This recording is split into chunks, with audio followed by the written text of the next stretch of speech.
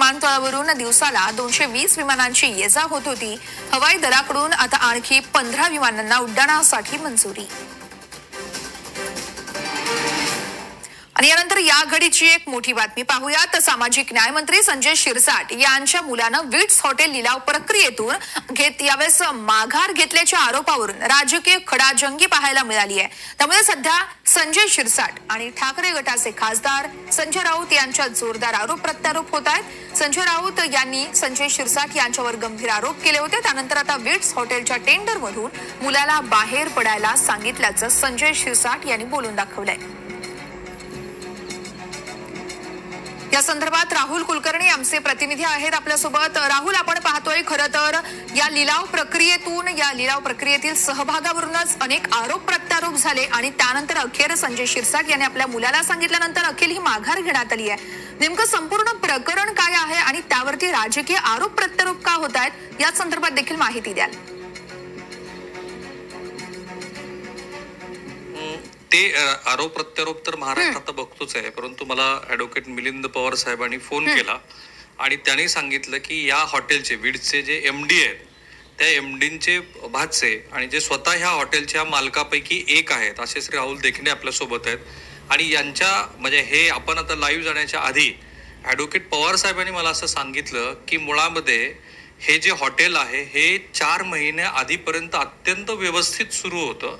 हॉटेलचे जवळपास 9 कोटी रुपये हे महसूल जे मिळाला होता तो SDMच्या माध्यमातून सरकार दरबारी जमाही झालेला होता. परंतु आता त्यांनी आणि त्यांचे म्हणजे ते हॉटेल ओनर जे आहेत ते स्वतःही भागधारकापैकी एक आहेत, त्यांनी असा आरोप केला आणि तो गंभीर आहे की हे सगळं हे हॉटेल बंद पाडून काही विशिष्ट लोकांनाच त्याचा लाभ व्हावा ह्या दृष्टीनं ते प्रयत्न केले गेले. यांचे मामा आणि जे MD आहेत ते आता नागपूरमध्ये आहेत, त्यांच्याशी मी आता फोनवरती बोललो तर तेही ह्या प्रकरणामध्ये आपल्याशी बोलू इच्छित आहेत, ते बोलतील.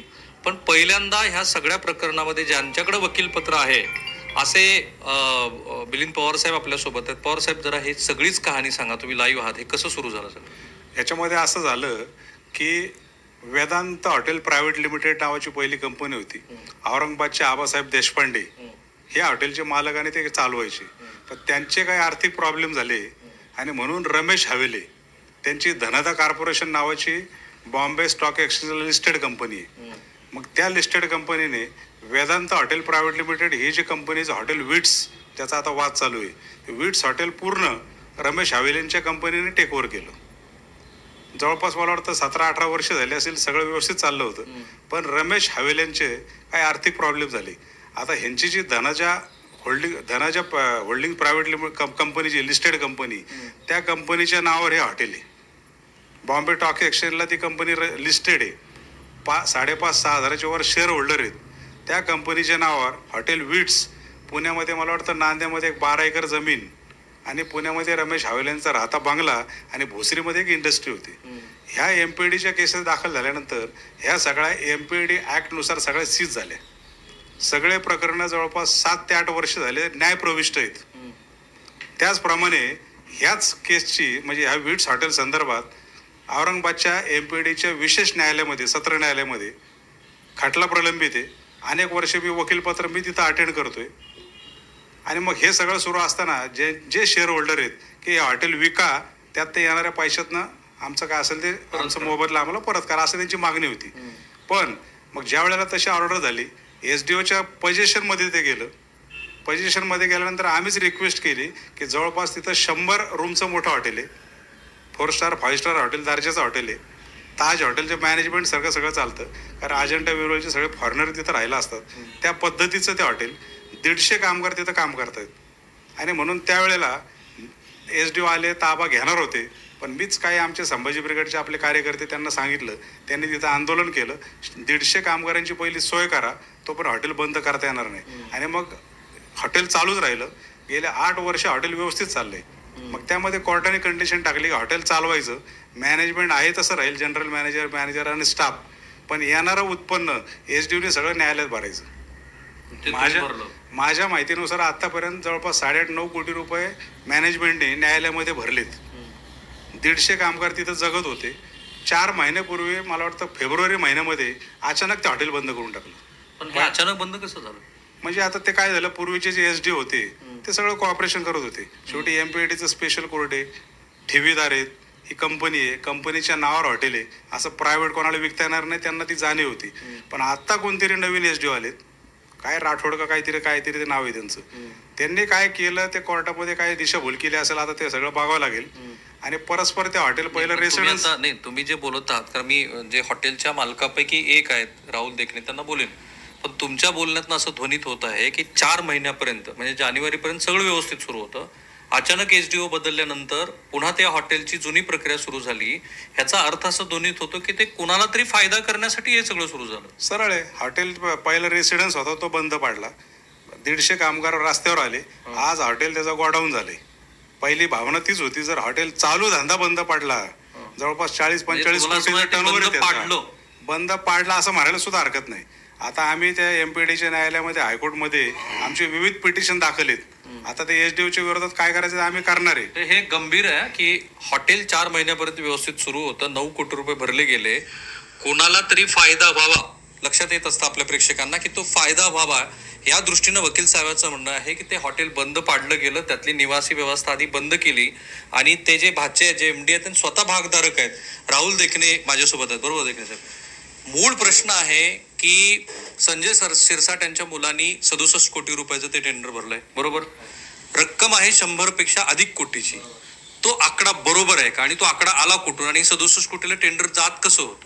ॲक्च्युली सर 2022 मध्येच ह्या व्हॅल्युएशन जे केलं होतं कोर्टाच्या आदेशानुसार केलं होतं, ते 110 कोटी 2022 साली होतं. आज आहे 2025. 2025 सालामध्ये काही ना काहीतरी त्याच्यामध्ये ॲप्रिसिएशन हे होणार आहे. आणि 2022च्या ऑर्डरप्रमाणे आता ह्यांनी हे लिलाव करण्याचा प्रयत्न केला. आत्ताच्या घडीला सुद्धा त्यांनी व्हॅल्युएशन केलं नाही. 2025चं व्हॅल्युएशन केलेलं नाहीये. 2022लाच ह्या हॉटेलच्या मालमत्तेचं व्हॅल्युएशन 110 कोटी होतं. आणि 2025ला आता जरी ह्यांना ऑक्शन करायचं होतं तरी ह्यांनी कुठलीही कायदेशीर प्रक्रिया पार पाडलेली नाहीये. ऑक्शन करायला त्यांनी व्हॅल्युएशन करायला कायदेशीर प्रक्रिया पार पाडली नाही, कुठलीच नाही आहे. म्हणजे ही 2022चं जे ऑर्डर आहे त्या 2022च्या ऑर्डरप्रमाणे 2025ला करायचा प्रयत्न केलाय. आता पण जरी 2022ला त्याची 110 कोटी अमाऊंट आहे, 2025ला त्याची वाढणार आहे ना, ते अप्रिशिएशन व्हायला पाहिजे. जसं अपार्टमेंट आणि जमिनीचे दर हे अप्रिशिएट होतात. डिप्रिशिएशन हे वाहनांच्या बद्दल आपण म्हणू शकतो, किंवा अशा वास्तू की ज्या वास्तू ह्या वापरून त्याच्यामध्ये काहीतरी डिप्रिशिएशन आलेलं आहे. पहिला मोठा आरोप यांनी असा केला, जे मालकापैकी एक आहेत, MDचे स्वतः भाचे आहेत आणि ते भागधारक आहेत. 5000 भागधारकापैकी एक भागधारक आहात तुम्ही. बोर्डवरती पण आहात? नाही, बोर्डवरती मी नाहीये, डायरेक्टर बोर्डवरती मी नाहीये, पण मी एम्प्लॉय होतो कंपनीचा. हा, आणि पण ज्या कंपनीनं ते हॉटेल विकत घेतलं त्याचे तुम्ही एम्प्लॉय आहे. आणि त्यांचा सगळ्यात मोठा आरोप असा आहे की 110 कोटी रुपये व्हॅल्युएशन हे 2022 मध्ये झालंय. 3 वर्षानंतर ते व्हॅल्युएशन वाढणं अपेक्षित वाढायला पाहिजे होतं. आणि त्याहून मोठा तुमचा आरोप असा आहे की आता जी ऑक्शनची प्रक्रिया झाली त्यात कुठलाही नियम पाळला गेला नाही. कुठलाच नियम म्हणजे हा पहिला जे व्हॅल्युएशन करायला पाहिजे तोच नियम पाळला गेला नाहीये. त्याच्यानुसार आणि 2022ची ऑर्डर पण ती पण एवढी काय फिक्स नाहीये की बाबा तुम्ही ऑप्शन करा. त्याच्या नंतर सुद्धा म्हणजे जेव्हा 110 व्हॅल्युएशन झालं त्याच्यानंतर ऑप्शनची प्रक्रिया SDMनी त्यावेळेस पार पाडली होती, पण त्यात कोणी आलं नाही. पण याच वेळेस आता 2025 मध्येच कसे काय लोक येऊन बसले तिथं, कसे काय येऊन बसले काही म्हणजे कळत नाही नक्की काय त्यांच्या पाठीमागचा हेतू येतो त्याचा. म्हणजे जी लोक आता आली तिथे बाबा आम्हाला म्हणजे ऑप्शनच्या प्रक्रियेमध्ये जे इन्व्हॉल्व्ह झाले ते कुठल्या बेसवर आले माहिती नाहीये. पण लोक आले ऑप्शन मध्ये मी आता तरी कळलं तेव्हा 2-4 लोक आली होती आणि त्यातल्या लोअर ह्यांनी भरलेले म्हणे. ते लोअर आता लोअरच्या ह्याच्यामध्ये तुमच्याकडची अधिकृत माहिती काय नाही. या लिलाव संदर्भात मला तर सगळं नंतर इमिडिएटनं कळलं, पण ऍक्च्युअल किंमत जी होती 110 कोटीच्या वर सुरुवातीला रीतसर व्हॅल्युएशन काढलं ते कंपनीकडे अवेलेबल आहे. आता मी कंपनीचे MD हवेले जे माझे क्लायंट त्यांच्याशी बोललो, सगळे व्हॅल्युएशनचे रिपोर्ट आपल्या कंपनीच्या ऑफिसला जमा आहेत.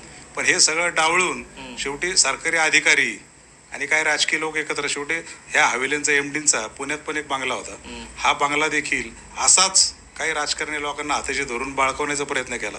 तेव्हा आम्ही पोलीस कंप्लेंट केल्या, काही गोष्टी घडल्या. ते राजकारण्यांचे आता पुण्यातलेच आहेत, नाव घ्यायचं काही कारण नाही, पण ते व्हिडिओ आजही आमच्याकडे. सत्ताधारी पक्षाशी निगडीत आहेत का? आता सत्ताधारी पक्षाचे पुण्यातले आहेत. संजय शिरसाट यांच्या पक्षाशी निगडीत आहेत का? नाही, ते नाही, ते पक्ष वेगळा येतो. पक्ष वेगळा आहे. आता जेव्हा इथं देखील तो प्रयत्न झाला. आज 12 एकर त्यांची जमीन आहे. मागच्या आठवड्यामध्ये तिथेही लोक पाठवण्यात आले. असं त्या गौतमी हवेली जे आहेत एमडींच्या कन्या आहेत, ते आताच माझ्याशी बोलले की पुण्यात हे प्रयत्न चाललेत. म्हणजे साम दंड भेद. आज न्याय प्रविष्ट मॅटर असताना हे जर गोष्टी घडत असतील तर कुठेतरी ह्याचा विचार व्हायला पाहिजे असं मला वाटतं. म्हणजे आतापर्यंतचं सार मला जे लक्षात आलं ते या मालक मंडळींना, जे विट्स हॉटेलची मालक मंडळी, त्यांना असं वाटतं की 2022च्या व्हॅल्युएशन प्रमाणे ज्याचं ऍप्रिशिएशन व्हायला पाहिजे ते झालं नाही. आत्ताची जी टेंडर प्रक्रिया आहे ती टेंडर प्रक्रिया सुद्धा नीट केली गेली नाही. जे SDM आहेत श्री राठोड नावाचे, त्यांची सगळीच भूमिका संशयास्पद आहे. 4 महिन्यापर्यंत ते हॉटेल व्यवस्थित पद्धतीनं सुरू होतं, हे बरोबर आहे? हो, व्यवस्थित चालू होतं. जो काय न्यायालयाने जे त्यांना आदेश दिले होते SDMला, त्याच्यानुसार जे काय प्रॉफिट आहे तो सगळा रिसर कोर्टामध्ये जमा होत होता 4 महिन्यापूर्वीपर्यंत. त्याच्यानंतर 4 महिन्यात आता हे गेल्या 4 महिन्यात त्यांनी हॉटेल का बंद केलंय हे अजून कोणालाही कळलेलं नाहीये. तुमची इच्छा नसताना, न्यायालयाचा कोणताही आदेश नसताना? न्यायालयाचा आदेश नव्हता. न्यायालयाचे आदेश असे होते की हॉटेल आहे असं चालू ठेवा. येणाऱ्या इन्कम मधनं 150 लोकांचे पगार, ते सगळं लाईट बिल, सगळं मेंटेनन्स, जो राहिलेला पैसा तो न्यायालयात जमा करा. आणि ते आतापर्यंत होतं सगळं. अचानक का बंद केलं? कारण तिथले काटकर नावाचे जे मॅनेजर आहेत त्यांच्याशी बोललो. काटकरांचं म्हणणं तेच की सगळं काय कुणीच काय ऐकून घेतलं आणि सगळं चाललंय असंच. हे किती गंभीर आहे बघा. म्हणजे ह्या दोघांच्या स्वतः विधिज्ञ आहेत, जी पिटिशन न्यायालयामध्ये सुरू आहे तेच बघतायत, अनेक वर्षापासून बघतायत, हे स्वतः मालक आहेत. त्यांचं असं म्हणणं आहे की हॉटेल सुरळीत सुरू होतं, सगळ्यांचे व्यवस्थित पगार होत होते, 9 कोटी रुपयाचा रेव्हेन्यू आम्ही तिथे जमा करत होतो. तरीही विशिष्ट असा दृष्टिकोन ठेवून ते हॉटेल जानेवारीला अचानकपणे निवासी संकुल ते बंद केलं गेलं. जे छत्रपती संभाजीनगरच्या बाहेरचे ऑडियन्स आहेत त्यांना त्या हॉटेलचे तपशील कदाचित माहिती नसतील. म्हणून मी तुम्हाला विचारतो की निवासी संकुलामध्ये निवासी आहे काय, ते हॉटेल किती मोठं आहे, किती रूम आहेत, त्याचं बाजार मूल्य जर आज काढलं आजच्या तारखेत 2025 तर किती होतं? सर, ॲक्च्युली तिथं 100 रूमचं हॉटेल आहे. त्याच्यानंतर तिथं रूम जी वास्तू आहे त्याच्या बॅकसाईडला तिथं स्विमिंग पूल आहे आणि त्या शेजारी तिथं वेडिंग मोकळी जागा आहे तिथे. तर त्याची आत्ताच्या घडीला व्हॅल्युएशन जर बघायला गेलं तर ते 150-250 कोटीच्या दरम्यान जायला 150-250 कोटी जायला हवं. जे 67 कोटीला चाललं होतं विकत. हा, ते साधारणतः तिथपर्यंत जायला हवं बाजार मूल्याप्रमाणे. आता कसं आहे की आणि त्यांनी पहिल्यांदा SDMनी आता असं केलं की पहिलं निवासी सगळ्या गोष्टी बंद केल्या. त्यांनी फक्त स्विमिंग पूल, स्पा आणि जिम एवढंच चालू ठेवलं.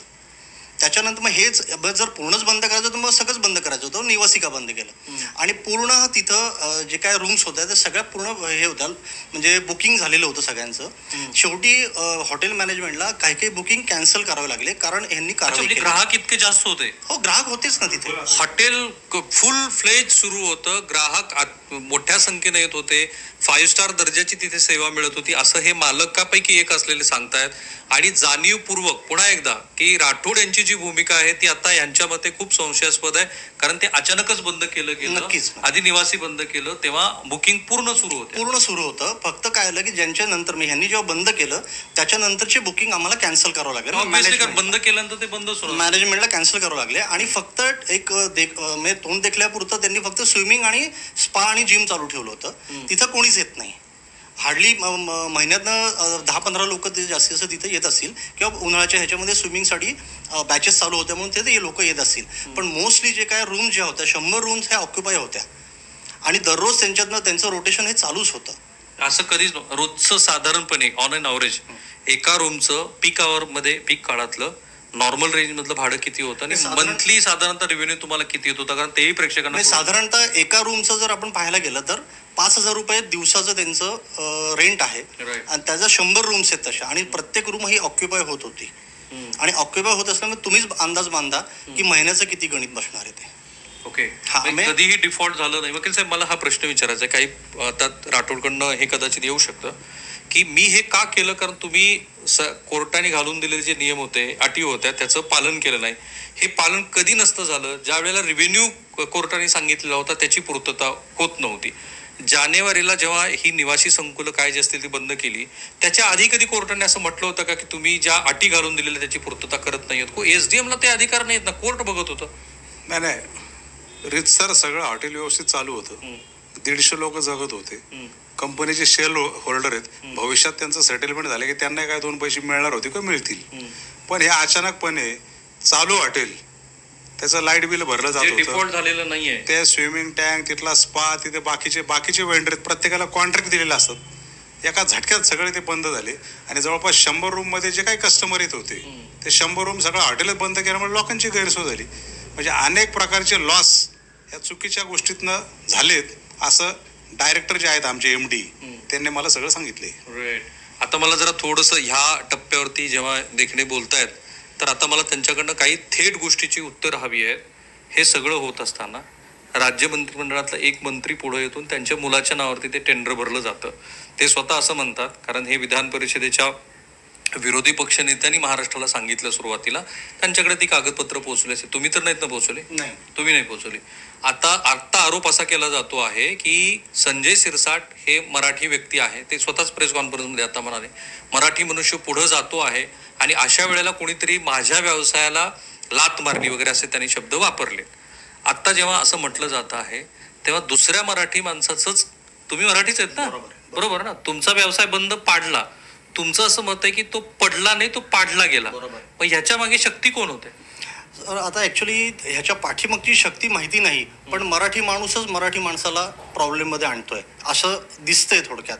कारण फुलफ्लेश चाललेलं हॉटेल जर बंद पाडायचा, ठीक आहे, जर आता न्यायालयीन प्रक्रिया तिथं सगळ्या गोष्टी चालू आहेत, पण तिथला स्टाफ जो आहे त्या स्टाफच्या उदरनिर्वाहाची जबाबदारी, तो स्टाफ तरी मराठीच आहे ना, सगळे तुम्ही मराठी, तो स्टाफ मराठी, उद्योग करणारे मराठी, संभाजी ब्रिगेडच्या कार्यकर्त्यांनी आंदोलन केलं तेही मराठी, पण ते म्हणतात की मराठी माणूस पुढे जात असताना त्याच्यावरती केली. मग तीच शक्ती आहे का त्याच्या मागे? शिरसाट साहेब कुठल्या अँगलनी बोललेत मला माहिती नाही, पण इथं आता हे तरी दिसतंय की मराठी माणूसच मराठी माणसाला प्रॉब्लेममध्ये आणतोय. असं करायची ऍक्च्युली तसं गरज नाहीये. कदाचित मंत्री महोदयांचा गैरसमज झाला असेल की तिथं कोणीतरी UP बिहारी, मल्होत्रा, दालमिया असं कोणीतरी चालवत असेल आणि त्यांच्याकडनं मी घेऊन मराठी माणूस फार मोठं काहीतरी पुढे जातोय, कार्य करतो असं त्यांची भावना झाली. टेंडर भरताना तर त्यांना सगळीच माहिती असेल ना की ही कंपनी कोणाची. तुम्ही तर असं म्हणाल की आता ती बॉम्बे स्टॉक एक्सचेंजला लिस्टेड असलेली कंपनी, लिस्टेड कंपनी आहे. सगळे मराठी आपले पुण्यातले लोक आहेत, पुण्यातले काही लोक एकत्र येऊन यांनी स्थापन केलेली ती कंपनी आहे. शेअर होल्डरही आपले मराठीच आहेत, त्यामध्ये परप्रांतीय किंवा बाहेरच्या देशातला असं कुठलाच माणूस नाही. त्यामुळे आता ते संजय शिरसाट कुठल्या अँगलने बोलले मराठी माणूस, त्यांचं काही राजकीय त्यामध्ये असेल तर ते आम्हाला माहित नाही. ठीक आहे, पण मला हाच तुम्हाला प्रश्न विचारायचा, कदाचित वकील साहेबांकडनं नाही, मला तुमच्याकडनं त्या प्रश्नाचं उत्तर अपेक्षित आहे. हे जर जाणीवपूर्वक बंद पाडलं गेलं असेल तर त्या अज्ञात शक्ती कोण? आता अज्ञात शक्तींचं मी नाही सांगू शकत, पण मला एवढंच म्हणायचं आहे की जे काय चाललेलं आहे हे वेगळ्या अँगलनी चाललेलं आहे, वेगळ्या अँगलनी सुरू आहे. आता त्याच्यात खुलासात अजून आम्ही त्या खोलातमध्ये मी आणि पवार सर अजून गेलो नाही आहे, पण एवढं एक तर नक्की आहे की चालवणार म्हणजे हॉटेल व्यक्तीचं जो आहे तो मराठी आहे, चालवणारं विठ्ठल कामत विट्स ते मराठी आहे. विठ्ठल कामत चालवतात हे हॉटेल विठ्ठल कामत चालवत आहेत, मॅनेजमेंट त्यांच्याकडे आहे. आता ही एक नवीनच माहिती आली माझ्याकडे की हे विठ्ठल कामतांकडनं चालू, हे विठ्ठल कामत चालवत आहे. विट्स हा ब्रँड जो आहे तो त्यांचाच आहे आणि गेले 15 ते 20 वर्ष हे हॉटेल व्यवस्थित फुलफ्लेश विठ्ठल कामतच चालवत आहे. कधीही डिफॉल्ट झालं कधीच नाही झालेलं. इव्हन आत्ता सुद्धा जेव्हा माननीय कोर्टाने संभाजीनगरच्या जिल्हा सत्र न्यायालयाने जे निर्देश दिलेले होते SDMला, त्याप्रमाणे सगळ्या गोष्टी अगोदरचे SDM जे आहेत ते व्यवस्थित सगळं फुलफिल करत होते. कुठेही तिथं माननीय न्यायालयाला कुठे प्रॉब्लेम आला नव्हता, ना स्टाफला प्रॉब्लेम आला होता, ना वेंडर्सला प्रॉब्लेम आला होता, कुठेही प्रॉब्लेम आला नव्हता. तर आमच्या मनामध्ये हाच प्रश्न आलाय की हे हॉटेल 4 महिन्यापूर्वी बंद का केलं? किती गंभीर आहे म्हणजे हे सगळं प्रकरण. यांच्या सांगण्यावरून जो महाराष्ट्रातला प्रेक्षक आता बघतो आहे, तर लिटिगेशन झाल्या, आर्थिकदृष्ट्या संस्था अडचणीत आली, प्रकरण कोर्टात गेलं, कोर्टाने काही अटी शर्ती टाकल्या, त्या अटी शर्तीची पूर्तता करत ते हॉटेल चालू होतं, विठ्ठल कामत चालू होतं. ते म्हणजे ते he is one of the best for hotel management. ते चालवत होते, त्यांनी उत्तम पद्धतीने चालवलं. आणि आता वकील साहेब आणि त्यांच्या अशिलाचं म्हणजे स्वतः हॉटेल त्या मालकापैकी एक आहेत, त्यांचं असं मत आहे की हे हॉटेल हे जाणीवपूर्वक बंद पाडलं गेलं आणि ते बंद पाडलं गेल्यानंतर मग ती ऑक्शनची प्रक्रिया झाली. आता वकील साहेब तुमच्यापर्यंत तरी ते 4 कोण बिडर्स होते त्यांची नावं कळलीत का? एक तर श्री संजय शिरसाट यांचे चिरंजीव आहेतच. नाही, नावं तर तसं काही नावं कळले, त्यांनी भरलेल्या टेंडरच्या रकमा त्याही नावं कळले नाहीत, रकमाही कळलेल्या नाहीत. पण जेव्हा त्या लिलावाच्या कोर्टातून ऑर्डर निघाल्या त्या प्रत्येक गोष्टीला मी ॲज अ लॉयर म्हणून मी त्याला विटनेस आहे. ओके. अनेक वर्ष आता जे MD जे आहेत आमच्या हवेली त्यांच्याशी चर्चा झाली. अनेक लोकांचा डोळा पूर्वीपासून तिथं होता. काय सांग? कारण हे प्राईम लोकेशनचं हॉटेल आहे, रेल्वे स्टेशनला लागून आहे. मला वाटतं 1-1.5-2 एकर जमीन, बरीच जमीन पण असावी त्याची. 2 एकर जमीन. किती एकर? 2 एकर आहे. तिथे रेल्वे स्टेशनला लगत असलेली 2 एकर जमीन 2 आहे? एकर जमीन आहे. पण त्या एकट्या जमिनीचं मूल्यांकन किती होतं? त्या जमिनीचं मूल्यांकन आता तसं बघायला गेलं तर 50 ते 100 कोटीच्या दरम्यान ते राहील. फक्त जमिनीचं मूल्यांकन. फक्त जमीन. आणि कोर्टाने ह्या सगळ्या याच्यामध्ये वसुलीसाठी जी संपत्ती कॉन्फिस्केट केलेली आहे, स्वतःकडे घेतलेली आहे, ती काय काय आहे? पूर्ण हॉटेल, सगळं पूर्ण हॉटेलचं मॅनेजमेंट. कारण MPID कायद्यानुसार कसं आहे की असं काही लोकांचे पैसे थकले तर ते देण्यासाठी त्या प्रॉपर्ट्या संबंधित जप्त करून, त्या किती property? मिळकती अशा जप्त करून शेअर होल्डरचे पैसे द्यावेत असं ते कायद्यात तरतुदी आहेत. मग ते कोर्टाच्या डायरेक्शननुसार त्याचा लिलाव करून विकून त्यात येणारे पैसे डिस्ट्रीब्यूट करण्याचा पूर्ण अधिकार कोर्टाचा आहे. पण ती किती संपत्ती आहे? म्हणजे ज्या 67 कोटीला हा व्यवहार झाला त्यात फक्त म्हणजे होणार होता जो आता रद्द झाल्यासारखा दिसतो. आता तर स्टेटस काय आहे त्या व्यवहारात? नाही, अजून तरी काही कळलं नाही. फक्त शिरसाट साहेब विड्रॉल होत आहेत. शिरसाट साहेब नेक्स्ट बिडरची अमाऊंट किती आहे? नाही, आता ती प्रक्रिया पुढे होईल का नाही ही पण शंकाच आहे. कारण ऑलरेडी आता एक जण विड्रॉ झाल्यानंतर बाकीचे लोक किती बिडर येते ह्याच्यामध्ये येतील. ठीक आहे. आता जरा थोडस तपशिलात सांगा की एकूण संपत्ती जी कॉन्फिस्केट केलेली आहे, जी कोर्टाने ताब्यात घेतली आहे, ती किती आहे, कुठे आहे, त्याचं बाजार मूल्य किती आहे? ही संभाजीनगरमध्ये जी वेदांत नगर म्हणून आहे तिथं, वेदांत नगरमध्ये हे विट्स हॉटेल आहे. साधारणतः ते 2 एकराच्या दरम्यान ते हॉटेल आहे. आणि त्या हॉटेलचं आत्ताचं जर आपण बाजार मूल्यांकन जर विचार केला तर त्याचं मूल्यांकन साधारणतः 250 कोटीपर्यंत जायला पाहिजे. 200 कोटी? हा, पूर्ण हॉटेल जे 67 कोटीला घ्यायला निघाले होते ते साधारणतः तेवढ्यापर्यंत जायला पाहिजे. ओके. आणि बाकीचं ते सोडून का फक्त तेवढंच फक्त आता हॉटेल आहे तेवढं. आणि ते जे 2 एकरामधली जी प्रिमायसिस आहे ती वास्तू आणि बाकीचे लॉन वगैरे असेल किंवा हे असेल आपलं स्विमिंग टँक असेल तर साधारणतः 250 कोटीपर्यंत त्याचं आता बाजार मूल्यांकन जायला पाहिजे. बघा, आता जर आपले काही प्रश्न असतील तर मी ह्या प्रश्न त्यांना विचारेन, पण मला आता ह्या दोघांच्या बोलण्यातनं अनेक गोष्टीचे खुलासे झाले. पहिल्यांदा त्या हॉटेलचे कुणीतरी मालक किंवा ज्यांनी हे सगळं प्रकरण न्यायालयीन प्रक्रियेमधनं आतापर्यंत पुढं नेत आणलंय, ते दोघंही आपल्याशी बोलतायत. आणखी काही प्रश्न असतील तर आपण त्यांना विचारूया. पण असं दिसत आहे की श्री संजय शिरसाट यांच्या मुलांनी जे 67 कोटी रुपयाचं टेंडर भरलं होतं त्या सगळ्याच प्रक्रियेवरती ह्या दोघांचा आक्षेप आहे. आधी तर ते हॉटेल बंद केलं गेलं, नंतर ज्याची 250 कोटी रुपयापर्यंतची बाजार मूल्य असलेली गोष्ट आहे, जी 2022ला 110 कोटी ज्याचं मूल्य केलेलं आहे, तर आता ते मूल्य कमी आणून म्हणजे अर्ध्यालाच किमतीला आणून तो व्यवहार करण्याचा प्रयत्न सुरू होता. हे सगळे मराठी आहेत, महाराष्ट्रीयन आहेत. आणि अशा असलेल्या महाराष्ट्रीयन माणसाचा कुणीतरी अज्ञात शक्तीने ते हॉटेल बंद पाडून कोर्टाची कोणतीही ऑर्डर नसताना आधी निवासी संकुल बंद करून अशा पद्धतीनं हे सगळे व्यवहार एक संशयास्पद पद्धतीचा व्यवहार ह्या दोघांच्या म्हणण्यानुसार होताना दिसतोय. आपले काही प्रश्न असतील तर मी आणखी त्यांना विचारेन. निश्चितच राहुल, त्यामुळे आता पुढे आणखी काय काय घडतंय ते बघणं अतिशय महत्वाचं आहे. कुठेतरी नियमांचं उल्लंघन केल्याचं आपल्या या सगळ्या मुलाखतीतून समोर आलंय. सगळे अपडेट तुमच्याकडून या संदर्भात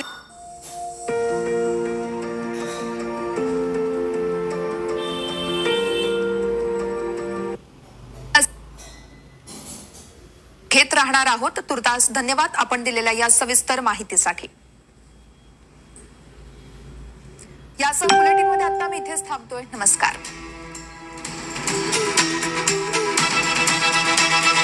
हे आहे NDTV आणि आपण पाहत आहात NDTV मराठी. नमस्कार. मी